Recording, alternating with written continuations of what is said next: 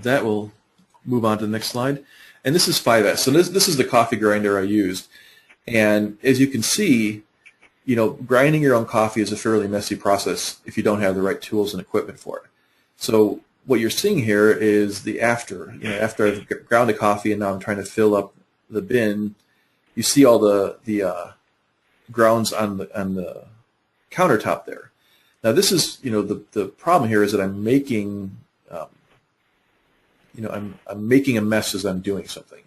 So Tim, what's one of the biggest things people forget when they do 5S? They do a good job about much of it, but what do you see as a big shortcoming in 5S? And I'm I think what they miss is that they think shine is just about cleaning. So in this case, they would clean up the countertop and move on, and the next time you go to grind, you get the same problem.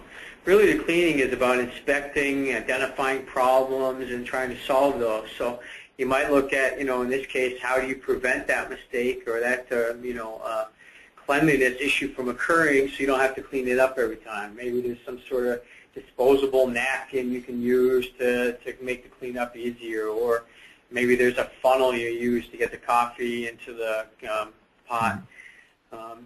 I think we kind of missed that point with 5S. It's just housekeeping or organization, but it's really to help us reveal problems and solve them. And 5S's purpose is to make your job more effective.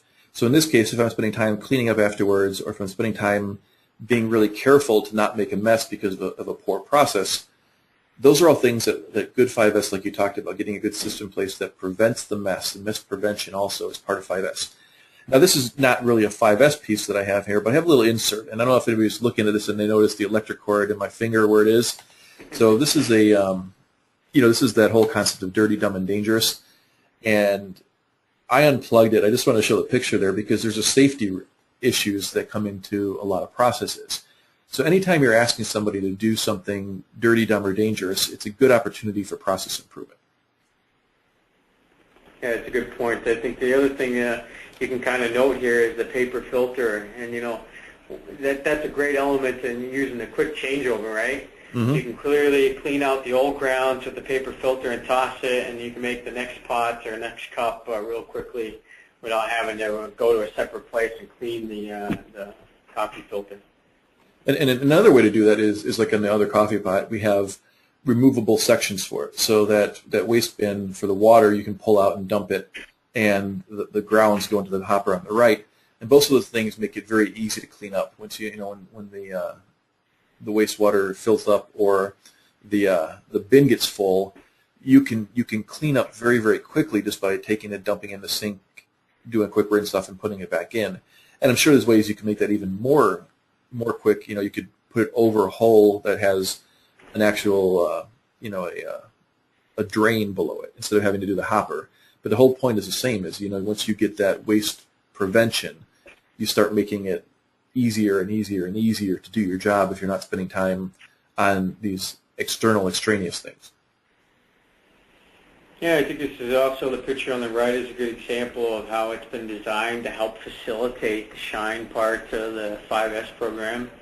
It's got easily removable components that can be easily cleaned separately from the machine. That makes it easier to have to do that task. To make that task easier, it's obviously something that you'll be able to do.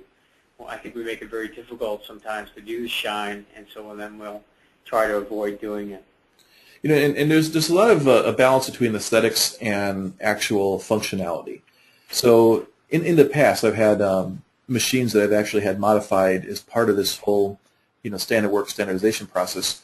But I've seen things where you have a CNC machine where you have a strainer that catches metal shavings in the coolant, and as it gets filled up, you clean that out. But it's underneath a solid panel, and to check it, you have to physically lift that up and look into it and then close the panel. And in this case, I'm just going to pose this question: is how would you make it easier? You have the light above the light indicator, but assuming that the light wasn't there, how do you make it easy to know if this hopper was full?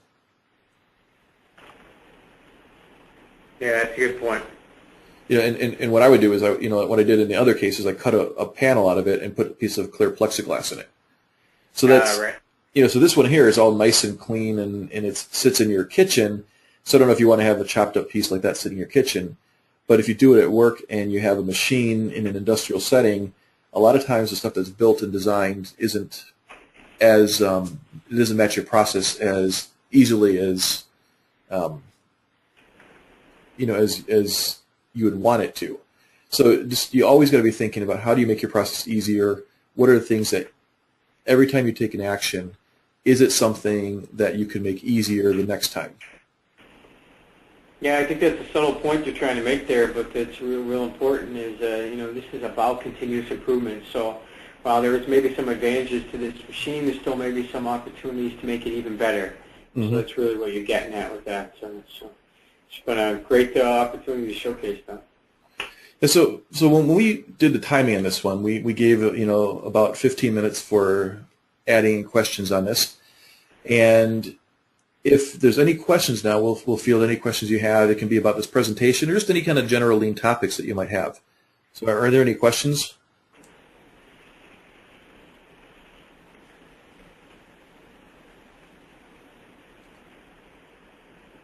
These kind of sessions are typically like that in webinars. Is sometimes there's not a whole lot of extra questions that come up. Well, I think it's a good opportunity to look at some follow-up activities that we have while we're waiting for some questions.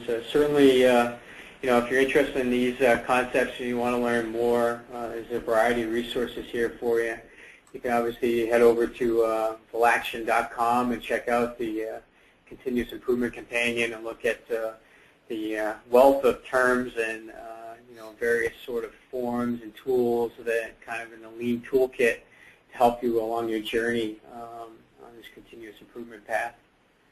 Yeah, and one of the things I'll mention is I have my iGoogle set up where I have a series of other lean bloggers up there, and Tim's one of the people I follow pretty regularly. He's up on my top screen where I see what he writes every time, and I wouldn't do that with somebody that I didn't really get interested in. So the stuff that he writes is pretty interesting. He does a couple of regular features on his Fridays. He does a lean quote and kind of talks about that. And I'm pretty impressed with somebody who's a full-time blogger is able to keep a comment, is able to keep a a pretty tight schedule and keep consistent in that. For somebody who's holding down another job also and does blogging because he loves it, to see that commitment to it, I recommend signing up for his blog and reading that if you haven't done so already. He's got a lot of good stuff on it. And we got any questions, Jeff? No, none are coming in. So that's either a really good sign that we've covered everything that people wanted to get out of this, or a really bad sign that we didn't really keep people's attention through it. But it looks like most people have had the screen active on their computers for this. So hopefully it's the former. I will ask if you do have a chance to follow up with us and let us know what you thought of the format, if there's anything we can do to make it better, if a half-hour presentation would be better, just a couple quick points, anything that you have, just ping either one of us, and you can contact Tim at his website. And I think you have some contact information there, right, Tim? But if sure. Certainly, the easiest way to reach me is LinkedIn. That's kind of my virtual business card holder, so you can reach me at Timothy F. McMahon on LinkedIn. Of course, you can call me 860-469-LEAN. And again, of course, you saw the link to the web address. That's leanjourney.truenorth.blogspot.com. Okay. So with that, I think we'll go ahead and wrap up. I think we've got all the questions answered, and we went through everything we wanted to talk about today. So I appreciate you coming and attending. And I hope you have a great day.